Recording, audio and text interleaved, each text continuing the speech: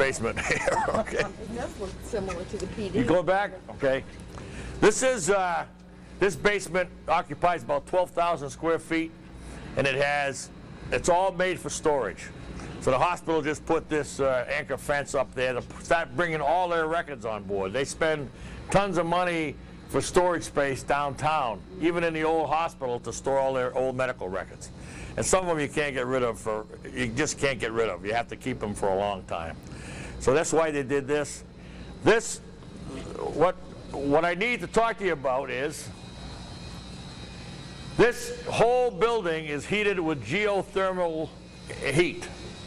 The heat comes out of the ground.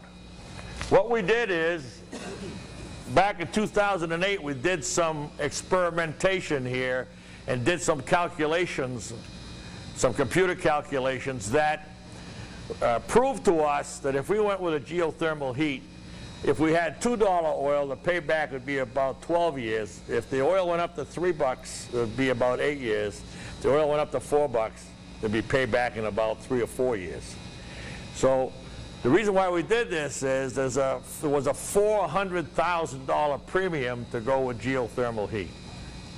So the board decided to go with that. First thing we did is we drilled a test well back in March 2008, down 450 feet. And when we did that, we were able to determine that we had an average ground temperature in solid ledge of 53 degrees Fahrenheit. And with a calculation, they could tell the geologists could determine, excuse me, that out of that we could get about probably 3.5 tons of energy out of that. Now a ton is equal to 12,000 BTUs. Well, what does that mean? If you remember your high school days, you might remember this, okay? A ton for 12,000 BTUs is the energy it takes to take a ton of ice at 32 degrees Fahrenheit and convert it to a ton of water at 32 degrees Fahrenheit.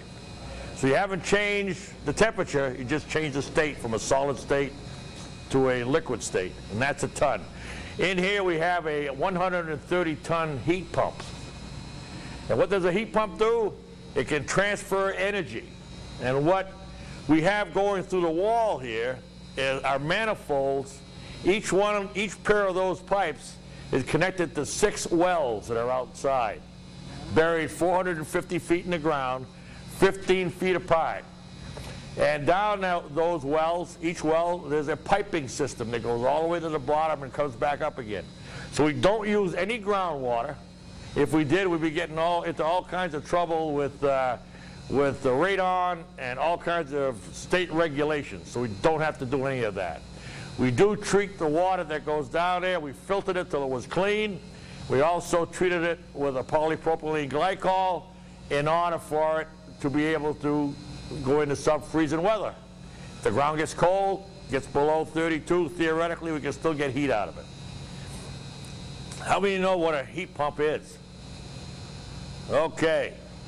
I'm going to give you an analogy. How many know what a refrigerator is? How many keep their beer cold in a refrigerator? How about your wine? Milk? Okay. Well, at the bottom of a refrigerator is a compressor. The compressor compresses refrigerant gas. By the time it leaves the compressor, it's a very hot gas, probably about 180 pounds pressure. I'm picking that number out of the air, but it's pretty close. Maybe about 300 to 350 degrees Fahrenheit. Then it leaves the compressor, goes through the coils in the back of your refrigerator, and it gives off its heat to your kitchen. Okay? That's why all the dust gathers on the back of your coils on your fridge. It gets to the bottom of the coils, it's been, that hot gas now has been condensed into a warm liquid, but it's still about 180 pounds pressure, okay?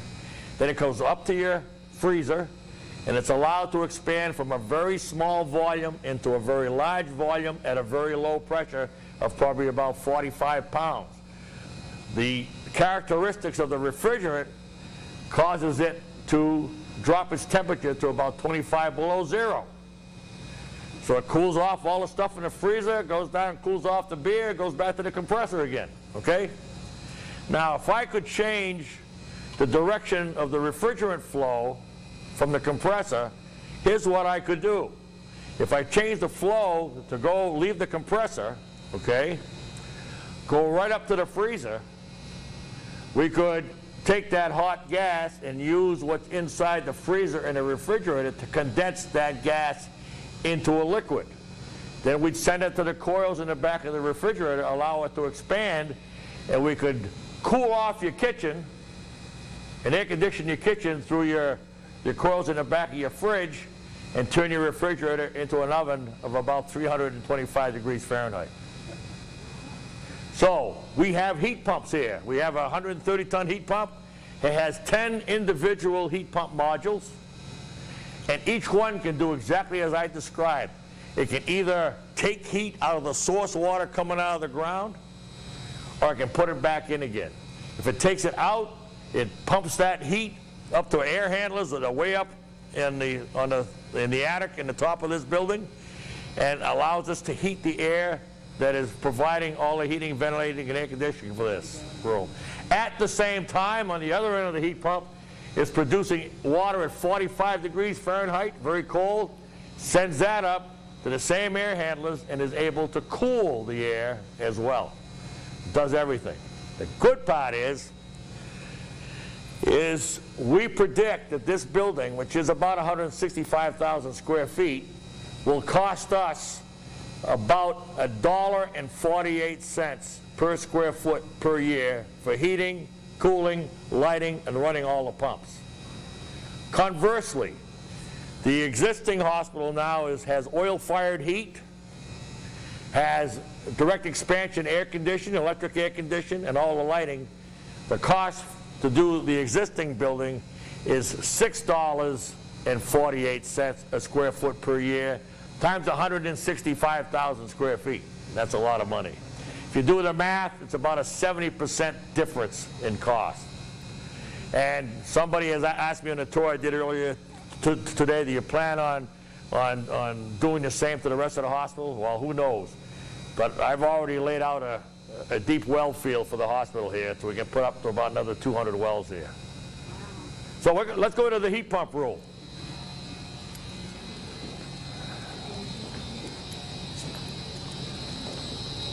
Would you like to take over? Or do you want me to keep on going? You're doing great, George.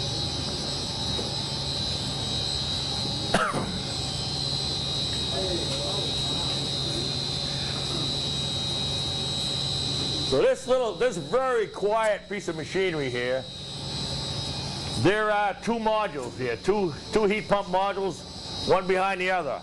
This all came in separate packages, and we had to assemble them all, okay? I didn't have to. But there are certain heat pumps on this end that are dedicated to cooling, and certain heat pumps on this end that are dedicated to heat, but they can all heat and they can all cool at the same time. There's quite a brain inside this rig that allows it to do that, okay? These pumps that are behind me here are source water pumps, and if you look up, you can see this is circulating the water through the ground. So the groundwater is the source water. I shouldn't say groundwater because we're not using groundwater. We supply the water. So the source water here right now, coming back from the ground, is about 48 degrees Fahrenheit, and going back down into the ground is just about 52 degrees. So we're doing some cooling somewhere in this building, and we're rejecting heat into the ground. We never waste any heat. It either comes out of the ground or it goes back into it again. We'll walk around behind here.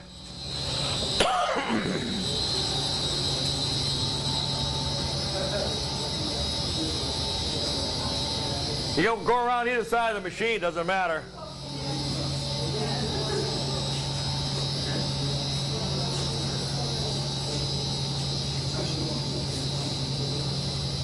Come right around.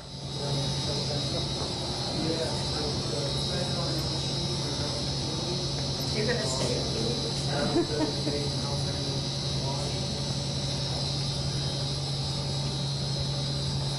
These pumps right here are the cooling pumps.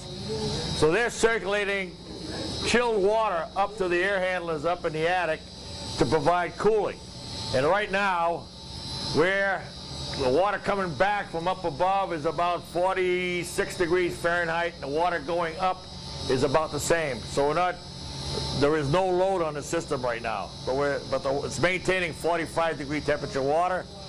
And if you look over here, this is the heating side. You can see the thermometers up there. We're putting out about 125-degree water, and it's doing the same thing. So we can heat this whole building with 130-degree water. This building is very well insulated. It has a very high R value in the walls, very high R value in the ceiling. So it's built like a thermos bottle. So this noisy machine, even if they're all running, doesn't sound much louder than it is right now. Wow. And we predict, and we do have oil backup just as an insurance, because we do live in northern New England, you know. And the calculations are that we will probably burn 600 gallons of oil during the whole course of a year. One of the heat pumps just started. Yeah, okay. And it's on this side. So it's taking heat from the source water and sending it upstairs to heat something. Wow. What do you think? I'm impressed. This is Yeah. I think there's only one other system in the state that's larger than this, and that's the Merrimack Valley Nursing Home. Okay? County nursing home. That's the county nursing home, Merrimack County Nursing Home. It has, I think, over 100 wells that they drilled to take care of that. Wow. So, for $400,000, based on the oil price today, the payback on this will probably be no more than 7 years. Wow. Any questions? If not, we can head back around the elevator, and you can go up to the first floor and please enjoy some food. I just have a question. Yeah. I don't see any entrance anywhere for anything large to come into the basement. That's correct. That's by design. How do you get anything in here? It all has to come down the elevator. Oh, it did? Yeah. Really? Well, before we had this done, we lowered all these down on the elevator platform before they put it in. I see. Because I'm looking at my... Yeah. Another thing that fascinates me about this whole project is every drawing we had was on a GPS, had GPS points on it. So you can walk anywhere here and in 3 dimensions, X, Y, and Z, find exactly where you were on the drawings on a GPS map. Wow. I'm assuming there'll be fewer steps to take. I mean, this other, I won't say, but the other part of the hospital, you need a skateboard to get from point A to point B. This will have less walking. This has less walking if you come in the main entrance. I see. Yeah. If you want to know how far it is from this end of the building to the front entrance up where the ER is, it's 897 feet. So you can get a hell of a workout. Yes, you do. We're going to walk right around this way and I'll get you out of here.